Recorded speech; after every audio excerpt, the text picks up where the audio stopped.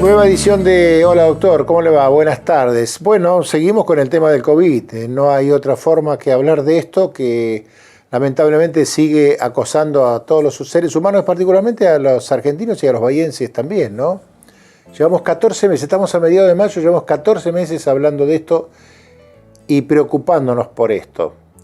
Pero uno de los centros donde la preocupación es mayor, en cualquier establecimiento sanitario, es en las salas de terapia intensiva, porque allí no solamente hay a veces una poca disponibilidad o no alcanza la disponibilidad que existe de camas y de lugares y de equipos, sino porque allí están los cuadros más complicados. Vamos a hablar de esto con el doctor Sergio Lasdica, que precisamente es el jefe de terapia intensiva del Hospital Italiano. ¿Cómo estás, Sergio? Buenas tardes. ¿Cómo te va, David? Buenas tardes. Como suele decirse por allí, a ustedes ahí en un hospital les toca bailar con la más fea, ¿no? Es decir, qué complicado, ¿no? Sí, es cierto eso. Siempre nos toca bailar, por lo general, con la más fea. Pero bueno, es nuestra especialidad, es lo que Claro, elegimos y es por la cual nos hemos preparado durante mucho tiempo y nos seguimos preparando, por supuesto. claro. Ahora, yo me imagino, ustedes se prepararon para distintas patologías que han venido atendiendo durante tantos años, ¿no? A lo mejor corazón, problemas de ACV y demás. Pero esto les cayó como un balde de agua fría. Mirá, hace unos días atrás yo estoy en la Comisión de Neumonología Crítica de la Sociedad Sí. Argentina de Terapia Intensiva. Y Ajá. tenemos, es un grupo donde intercambiamos información, presentamos casos para aprender y que todos nos ayudemos. Y uno de los médicos dijo, parafraseando el título de una película, La Sí. tormenta perfecta, Mm. dice, creo que para los intensivistas y que hacemos neumonología crítica o terapia intensiva, Claro. esta es la tormenta perfecta. Sí, sí. Sí. Así que, bueno, es un cuadro complejo que nos presentó un desafío muy importante y bueno, se va llevando adelante sin ninguna duda de la mejor forma posible. Claro.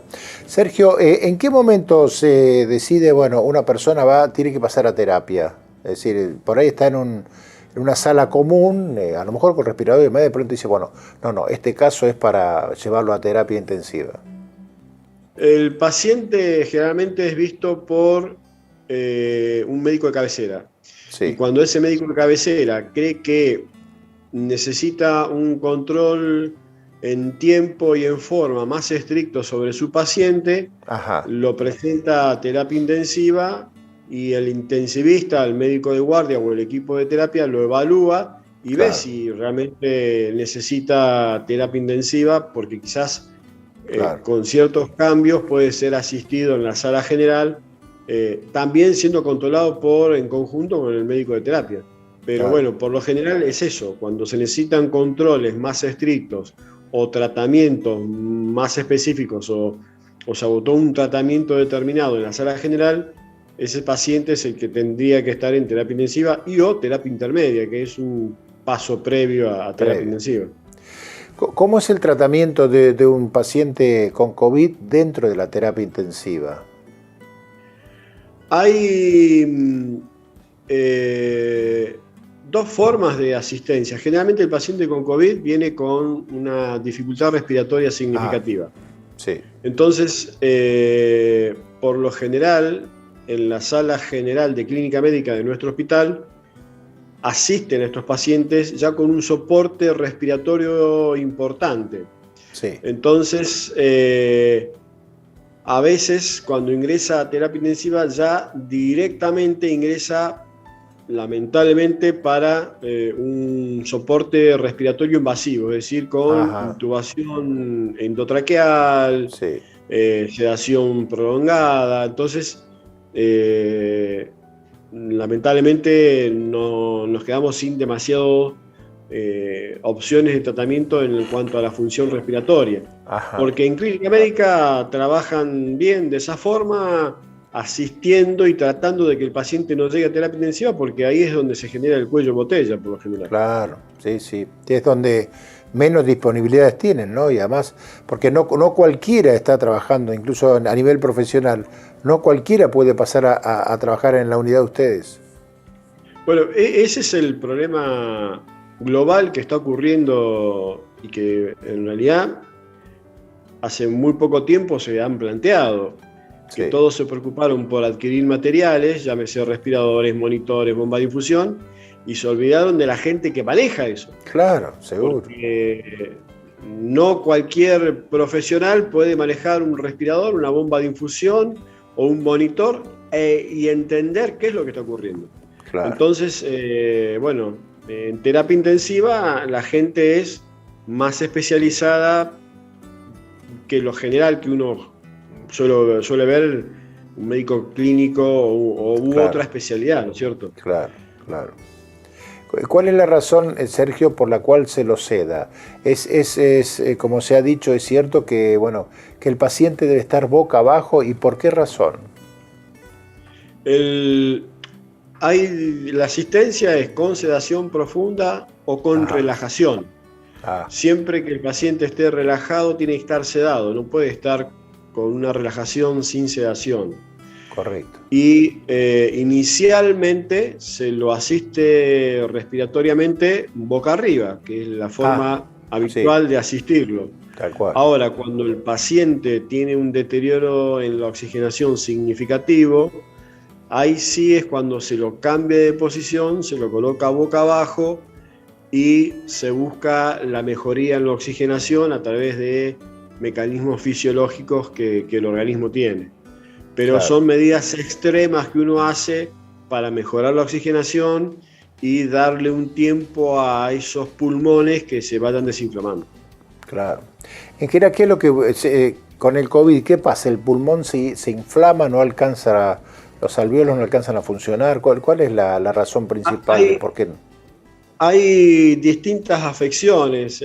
Una es la afección de la microvasculatura, como se le dice, por fenómenos trombóticos que genera el COVID, y el otro es fenómenos sobre el tejido pulmonar, que afecta la unidad de intercambio de oxígeno y dióxido de carbono, y por ende ese paciente no oxigena bien. Entonces es un fenómeno mixto, combinado. Y bueno, el tratamiento también está dirigido a eso. Claro.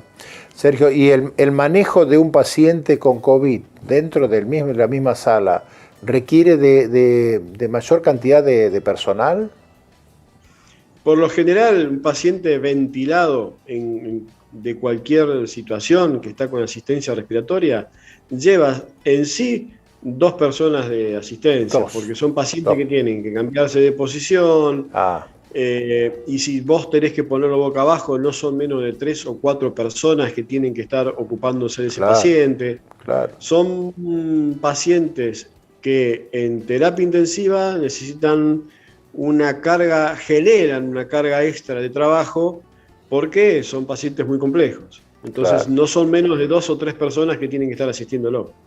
Sí, además me imagino, de pronto aparece un hombre de cierto peso y demás, y no es tan fácil para una mujer enfermera, por más fuerza que tenga, andar moviéndolo para un lado, moviéndolo para el otro, ¿no? Bueno, no, eso por supuesto.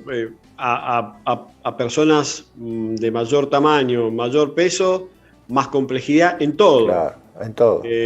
Para movilizarlo, para asistirlo en cuanto a la función respiratoria, cambia la exigencia de trabajo en forma muy significativa. Claro. ¿Cómo está el personal hoy? Porque en función de lo que hemos hablado, el desgaste es tremendo. Ya llevamos 14 meses de esta actividad.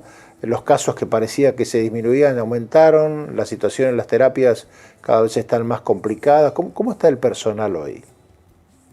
El personal está, en rigor de verdad, cansado, exhausto, porque pensaban que podía llegar a haber un respiro quizás en en estos meses pasados y sin embargo Claro. hubo una carga de trabajo intensa y la sigue habiendo, Claro. pero no solamente por pacientes por COVID, sino Sí. por la asistencia de pacientes en general. Entonces, Claro.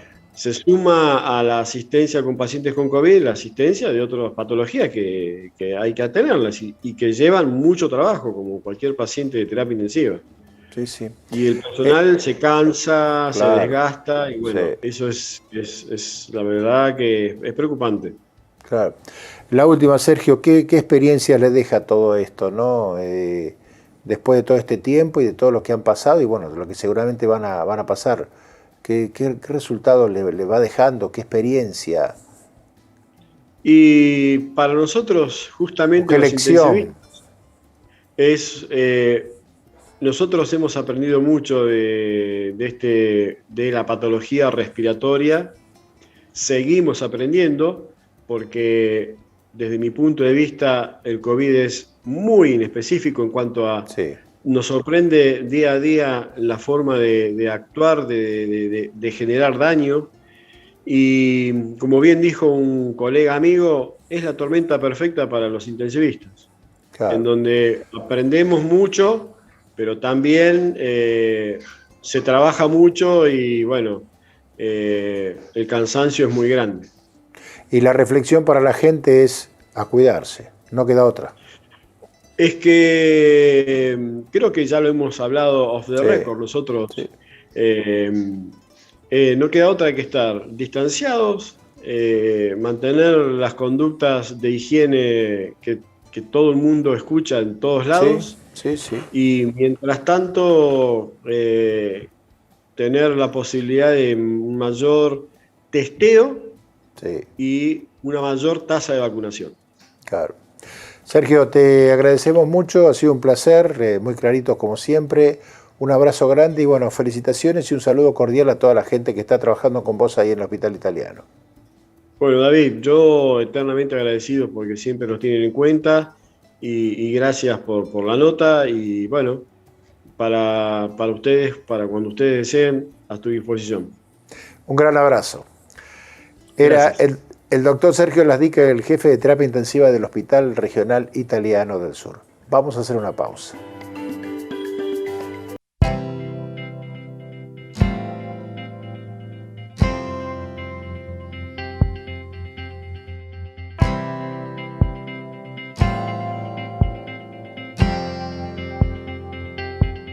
IRREDIM, Centro Reumatológico.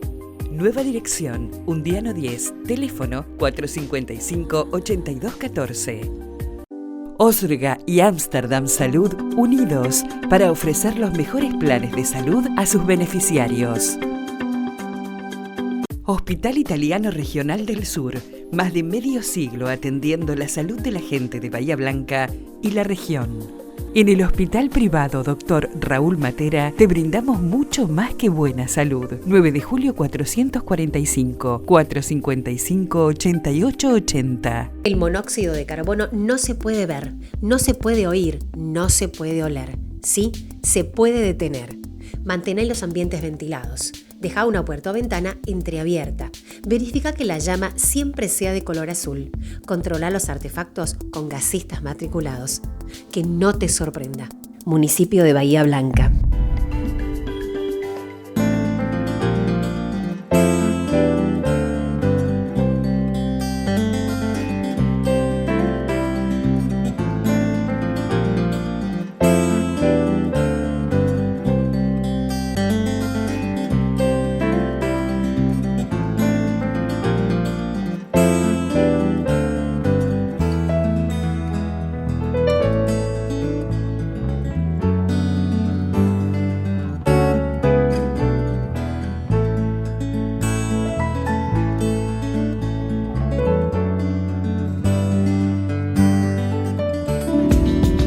¿Tenés que realizarte un análisis bioquímico? Gama Laboratorios va a tu domicilio. Comunicate y quédate en casa. Centro de Diagnóstico por Imágenes Alem. Desde Avenida Alem 222, tecnología de vanguardia y profesionales calificados. Solicite un turno al teléfono 4500-501. Ámbar, Instituto de Neurocirugía, Dolor y Especialidades Médicas. 9 de julio 353, 450-2121.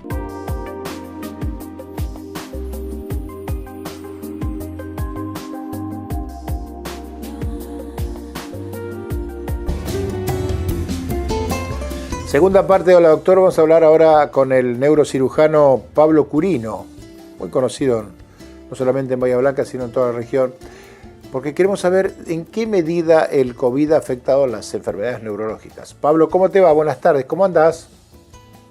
¿Qué tal, David? ¿Cómo te va? Un placer, como siempre. Bien, bien. Bueno, la pregunta de alguna manera está hecha. ¿Cómo ha sido el grado de afectación del COVID a las distintas, que hay muchas, enfermedades neurológicas? Sí, pues digamos que habría que dividirlo como en dos grupos, digamos. Dale. Por un lado, Dale. las afecciones Sí. Neurológicas propias del COVID. Correcto. Que, si te acordás, al principio parecía una enfermedad netamente respiratoria. Cierto. Y después se fue viendo que había síntomas neurológicos. Fuimos aprendiendo, ¿no? El COVID, si algo nos mostró, es que hubo que ir aprendiendo en el camino. Tal cual. Tanto fue así las afecciones neurológicas que empezaron a cobrar importancia que, por ejemplo, la pérdida de olfato y del gusto pasó a ser un síntoma patognomónico, es decir, un síntoma específico. Tanto que hoy pacientes que tienen esa pérdida aguda ya es casi un sello de que es un COVID, más que los síntomas respiratorios. Es cierto. Se dice que alrededor de entre un 40 y un 60% de los pacientes con COVID van a tener alguna afección neurológica.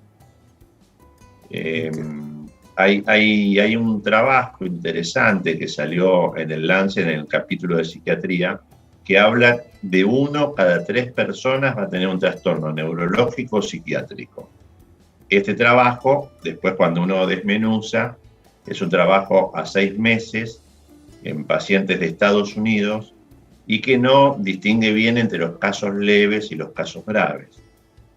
Pero se habla de patologías graves, por ejemplo, un ACV hemorrágico en un 0,6% a los 6 meses. Sí, sí. ACV isquémico un poco más alto, un 2%. Y después en personas, se está viendo en personas ya más comprometidas, digamos, hay trastornos mucho más graves, mucho más severos. Hay otro, porque lo importante de esto, David, es que nos agarró desprevenido y sin poder un factor fundamental que es en ciencia, que es el tiempo. Claro. Recién ahora llevamos un año, eso en la historia, digamos, es nada, es como que hubiera pasado un minuto. Sí. Los trabajos que hay ahora de un año hablan aproximadamente de un 50% de fatigas, que la persona queda en fatiga, o cefaleas crónicas. La cefalea también es un síntoma. Sí. La cefalea es un síntoma muy común al inicio, y que se habla en un 10, un 12% puede quedar una cefalea crónica. Claro. Es decir, sin alarmar, digamos. No, pues, sí, seguro. Tampoco, ¿no? Esa es la idea, pero cuando uno habla del COVID, no está hablando de los riesgos en personas mayores, claro, que pueden estar internados. Cada vez tenemos que tomar más conciencia que hay riesgos. De hecho, en esta segunda ola, la edad de internación es menor a la que fue en la primera ola.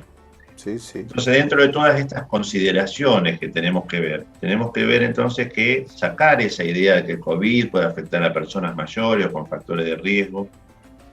Inclusive, vos sabés bien, David, que hay enfermedades neurológicas raras y excepcionales, por suerte, claro, pero que dan manifestaciones neurológicas, permanecen silentes, virus que permanecen silentes, que dan enfermedades neurológicas muchísimos años después.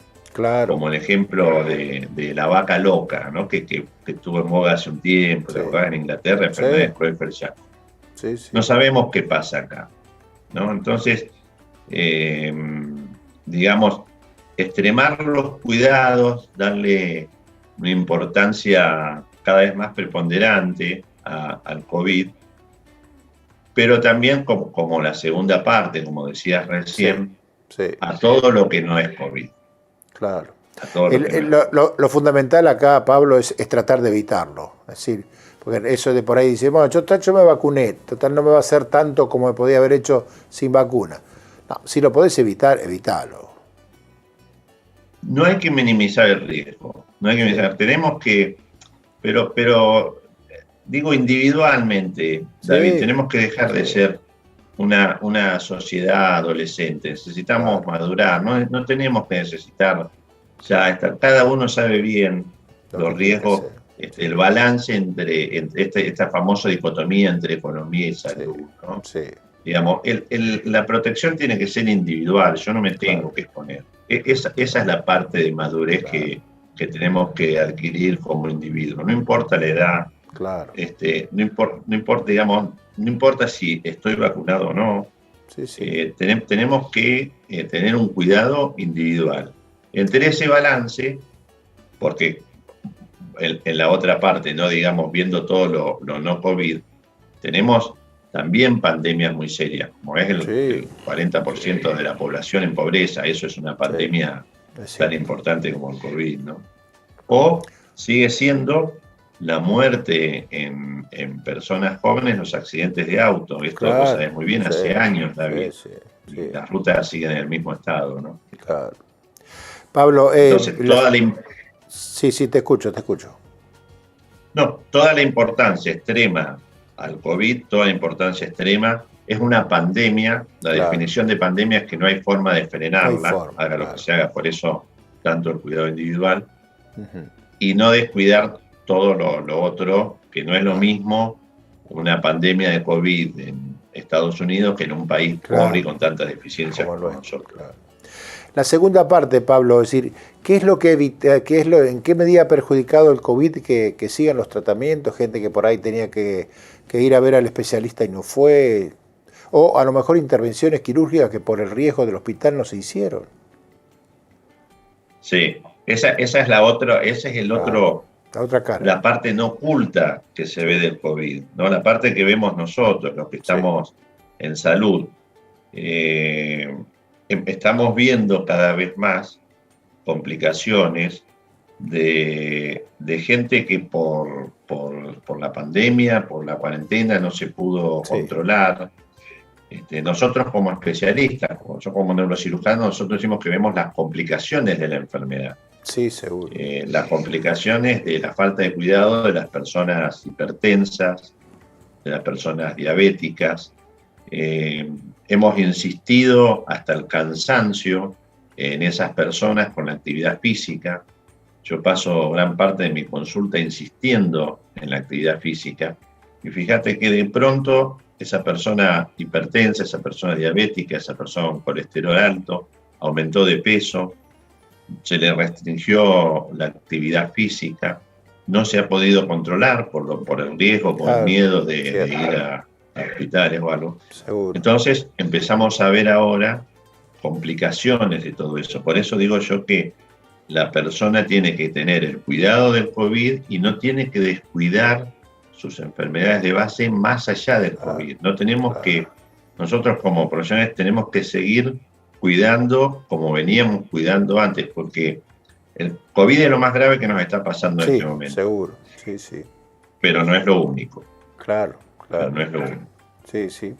Sí, no dejar de atenderse o de hacer de atender, ¿viste? Pero es cierto que mucha gente por temor ha dicho no voy a ir al hospital, no voy a ir a ver al médico. O ha pasado también que muchos casos, y la gente lo ha dicho, dice, y los médicos no están atendiendo como antes, no sé si es así o no es así.